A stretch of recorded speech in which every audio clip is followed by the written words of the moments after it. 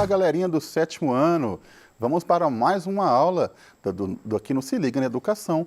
Hoje com o tema escravizado e resistência. Vamos falar novamente do processo de escravização no Brasil, agora de uma forma diferente. Então, vamos entender quais eram os objetivos que levaram estes escravizados, os seres humanos que foram escravizados pelos portugueses no Brasil, a oferecer resistência a este sistema. Isto é muito importante porque temos a imagem mais comum na nossa cabeça desde que estudamos escravização, que o escravizado aceitava este sistema de forma passiva ou não tinha forças para exercer uma resistência. Isto não é verdade. Nós já estudamos a escravização no Brasil aqui, desde o início, desde o tráfico negreiro, a chegada destes escravizados no Brasil, ao sistema imposto de forma violenta e desumana que gerava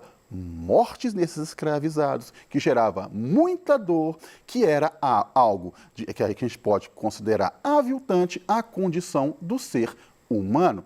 Mas também existia um processo de resistência deste ser humano que foi escravizado contra a sua vontade para com este sistema. Então, sempre que pensarmos em escravização no Brasil, lembrem-se que as pessoas escravizadas ofereciam resistência de diversas formas, não apenas uma, mas diversas formas.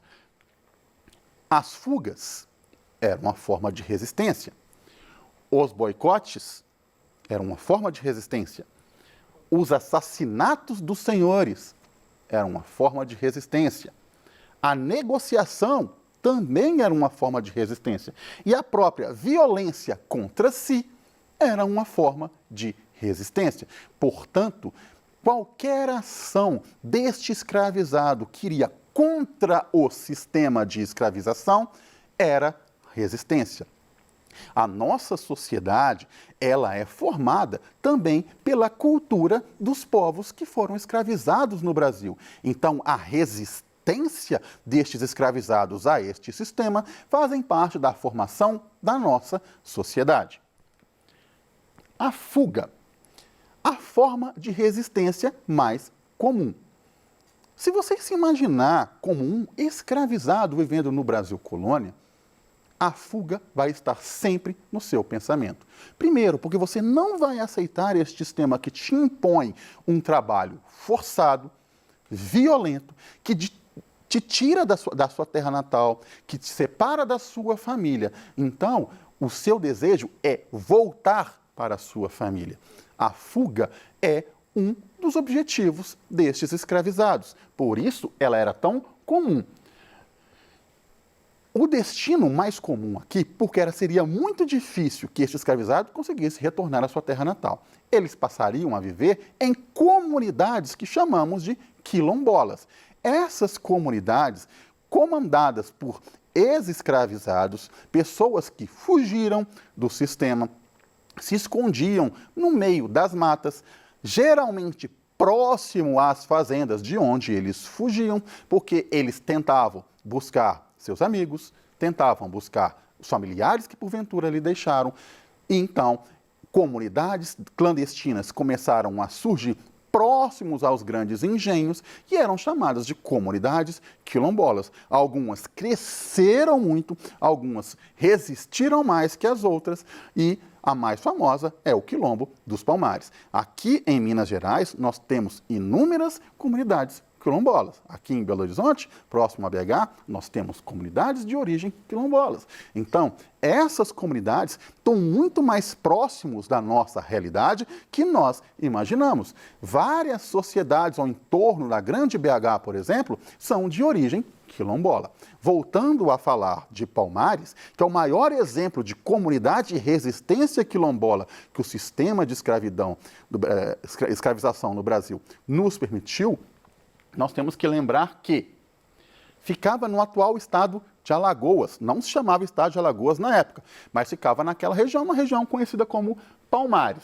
Ela resistiu a várias expedições militares de 1629 a 1694. Então, estou falando de uma comunidade que durou décadas, que cada vez mais atraía pessoas escravizadas que fugiam deste sistema. O sucesso de Palmares passou a incomodar a coroa portuguesa. Seu primeiro líder foi Ganga Zumba. Sobre o reinado de Ganga Zumba, Palmares começou a fazer comércio com povos vizinhos. Então, não existia um desconhecimento de toda a sociedade colonial da origem de Palmares. Eles sabiam onde ficavam, só não tinham forças para detê-lo. E muitas dessas sociedades realizavam comércio com os quilombolas. Existia ali uma relação entre estes escravizados que fugiram dos seus senhores, passaram a viver como homens livres, como pessoas livres neste sistema quilombola, que realizavam comércio com cidades vizinhas. Então não existia, isso é uma lenda, que Palmares era escondido dos senhores. Eles sabiam onde eles estavam. O Ganga Zumba, percebendo que o sucesso de Palmares passou a incomodar demais o governo central, fez um acordo com o governador. Que acordo era este? Ele iria devolver os escravizados que haviam chegado a Palmares e fugindo recentemente. Isso foi considerado uma traição dos objetivos de Palmares por Zumbi, o seu sobrinho. Zumbi, o famoso Zumbi dos Palmares, derrota Ganga Zumba, mata o seu tio e assume o governo de Palmares. Sobre o governo de Zumbi, Palmares cresce militarmente. Só vai cair no ano de 1694, quando o bandeirante Domingos Jorge Velho derrota Palmares com milhares de soldados. Mas muito importante nós falarmos das duas pessoas mais famosas da história de Palmares, que é Zumbi e sua esposa, Dandara.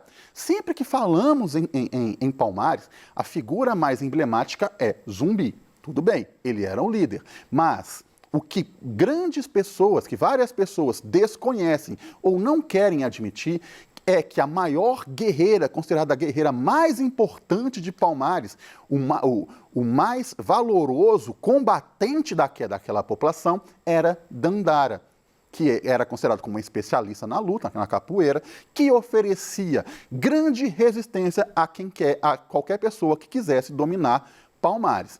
Dandara, ela teria cometido suicídio quando o Domingos Jorge Velho derrubou Palmares, porque estava se recusando a se tornar escravizada novamente. Então, para esta mulher, para essa grande líder, que às vezes é negligenciada pela história, ela preferiu a morte a se tornar escravizada. Palmares é o maior exemplo de resistência quilombola que o sistema de escravização do Brasil produziu. E tem que ser enaltecido sempre na história da escravização brasileira, na história da resistência a este sistema. Outra forma de resistência ao processo era o boicote. Que tipo de boicote? Os escravizados simplesmente ofereciam um dano à produção, especialmente na produção de açúcar.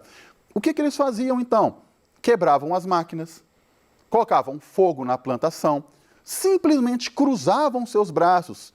Há registros que em engenhos de Bahia, em São Paulo, os escravizados recusaram-se a trabalhar, mesmo sofrendo castigos severos. É uma forma de resistência.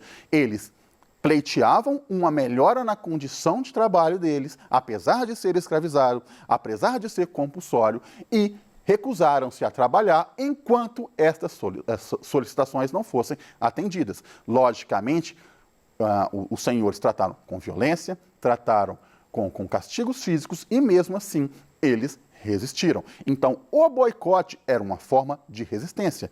Assassinar os senhores era uma forma de resistência. Tá? Dentro desse sistema de boicote, assassinar o senhor, assassinar a família era resistência. Aí é uma forma radicalizada, é uma forma, inclusive, da violência que se paga com a violência. Então, vários escravizados, nós temos um exemplo, aí saindo da história do Brasil, lá no Haiti, que a independência do Haiti foi promovida por uma rebelião de escravizados, os negros haitianos, que viviam, que era a maioria naquela sociedade, começaram a assassinar os brancos dominantes. Existia esse processo também aqui no Brasil, onde escravizados assassinavam os seus senhores, especialmente os feitores. Lembram que é feitor? Feitor é aquele trabalhador livre que toma conta do escravizado dentro do processo de trabalho. Geralmente, o castigo físico era imposto por este feitor. A violência contra os brancos, contra aqueles que exploravam o trabalho compulsório, geralmente começava com o assassinato destes feitores. Aí é uma reação violenta dos escravizados, que não tinham mais opção, não julgavam mais ter opção de ter uma forma livre de vida. Existia uma questão de vingança também? Existia. Afinal, este é um sistema onde o escravizado era geralmente punido com castigos físicos violentos. A reação de grande parte dos escravizados em devolver este castigo aos castigadores era comum. A negociação. Também existia negociação no sistema de escravização brasileiro. Que tipo de negociação, professor? O escravizado poderia, ao longo dos anos, juntar algo precioso como ouro, como uma certa quantia em valor, em espécie mesmo, porque alguns deles recebiam pagamento mínimo por algum trabalho feito, especialmente os trabalhadores escravizados nos centros urbanos, e ofereciam este valor ao seu senhor como forma de pagamento pela sua liberdade. Então, existia aí um processo de compra da sua liberdade. Era comum? Não, mas existia. Existia a negociação por lealdade. Um escravizado que sempre foi leal ao seu senhor, ao senhor que o escravizava, poderia pleitear que um dia fosse libertado, contando com a boa vontade deste senhor, que iria um dia dar a ele a promessa que libertaria, daria a sua carta de alforria. Tá? Uma outra forma de resistência era o suicídio. Tá, mas professor, como que um suicídio pode ser uma forma de resistência? Como que alguém tirar a própria vida vai dar a ele liberdade? Existia um processo de depressão muito grande nas pessoas escravizadas. Eles imaginavam que a única forma de se libertar realmente daquele sistema era se matando. Mas eles iriam morrer, professor. Mas na cabeça deles, no imaginário deles, finalmente estariam livres. Finalmente estariam libertos deste processo. Existia ainda um outro fator, o econômico.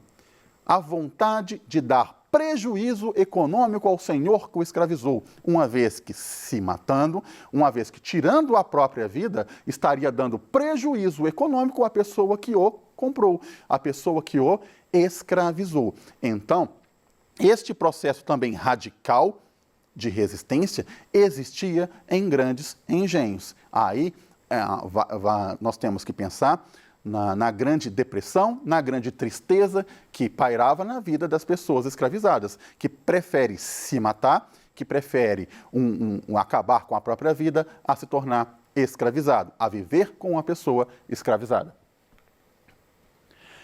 Uma outra forma também que existia de resistência é que mães, as escravizadas que engravidavam, preferiam cometer abortos a permitir que o seu filho nasça como escravizado. Então, também era uma forma de resistir a este processo. Tá? Agora, algo muito importante na formação da nossa sociedade. O escravizado não é apenas aquela pessoa, aquele grupo de pessoas que veio para trabalhar compulsoriamente no nosso sistema. Eles ofereceram resistência e deixaram um legado. Parte da nossa cultura, parte da nossa sociedade é pautada pela grande participação destes escravizados. Nós assimilamos a cultura deles. A formação da cultura brasileira é uma junção da cultura europeia, da cultura indígena nativa e na cultura também do escravizado. Então, a religião, por exemplo, a Umbanda e o Candomblé, é de origem dos escravizados. Tá? Quando eles vieram para cá, de forma compulsória, num país extremamente católico, exercer a sua religião era algo proibido. Mas então, professor, eles aceitavam essa forma de opressão religiosa? Não. Eles conseguiram criar um sistema que juntava a tradição católica e a religião da Umbanda, a religião do Candomblé. Então, de forma clandestina, de forma escondida, os escravizados cultuavam os seus orixás, especialmente lá nos engenhos da Bahia, disfarçado de santos católicos. Aí é o que chamamos de sincretismo religioso. Vamos dar um exemplo? Eles estavam cultuando ao seu orixá Iemanjá. Chegava o senhor ou um padre, você estava cultuando o orixá? Não, é Nossa Senhora da Conceição. Hoje, um exemplo de sincretismo religioso que persiste até os dias atuais é lá na Igreja do Senhor, do Bonfim, onde as duas religiões lá em Salvador oram na mesma igreja em determinado momento. Não tem como separar, especialmente nas terras onde os escravizados conseguiram impor, conseguiram permitir a sua própria cultura religiosa, separar as duas religiões. A culinária, nós hoje utilizamos de vários alimentos, de vários processos de cultura dos escravizados.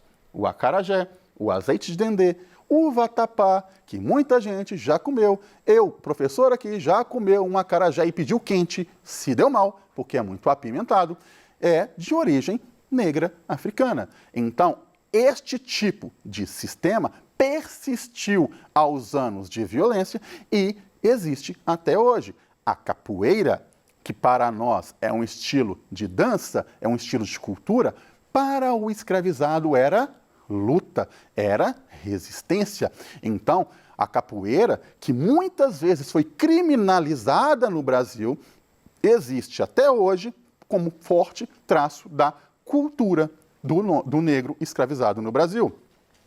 A música, o samba surgiu num terreiro de candomblé, lá no Rio de Janeiro, dos batuques, chamado Batuque dos Pretos. Essa música de origem religiosa, especialmente de instrumento de percussão, ao longo dos anos foi ganhando espaço na sociedade brasileira. Nascia o samba e suas derivações, o pagode e até mesmo o funk, todos de origem negra africana, todos de origem, com a origem lá no Batuque dos Pretos, dos escravizados que trabalharam compulsoriamente como escravizados aqui no Brasil. Então, vamos pensar nestes escravizados também como uma fonte de cultura, um legado cultural que foi deixado, que faz parte da própria formação da nossa sociedade. A aula acaba aqui. Espero que tenha gostado. Até a próxima.